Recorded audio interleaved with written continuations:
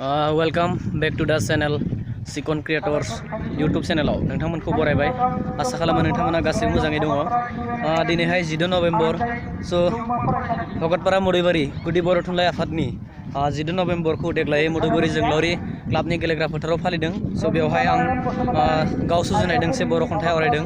बे खन्थाइखौनो नोंथांमोननो खोनासंहोनो थाखाय आं दिनैनि भिडिअखौ खालामदों। स' नोंथांमोना दिनैनि भिडिअखौ जोबजासिम नायलां। Let's go.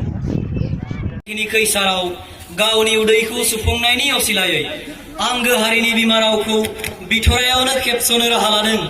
राजखान्थिनि खैसार मिथियै बर'नि राजखान्थिगिरिफ्रा गुबुन हारिखौ नायहर, जोंनि दैदेनगिरिफोर बिमा रावखौ लानानैसो गोग्गा बिसोर बिजोंनि थाखायनो रोजा रोजा सुबुं मुंख्लं जानांबाय, सोरबा रान्दि जानांबाय, सोरबा मावरिया जानांबाय। नायहरनो नाजादोंना नोंसोर बैसोरनि दुखुखौ?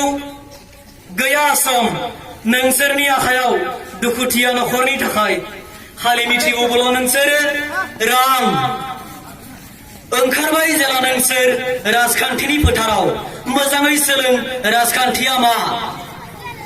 बिदा फंबायनि गेजेराव दाखाला गावनि नखरनि गुबुन हारिफोरजों खालाम फेरफाथि बैसोरजों जाय जोंखौ नायनो बायो।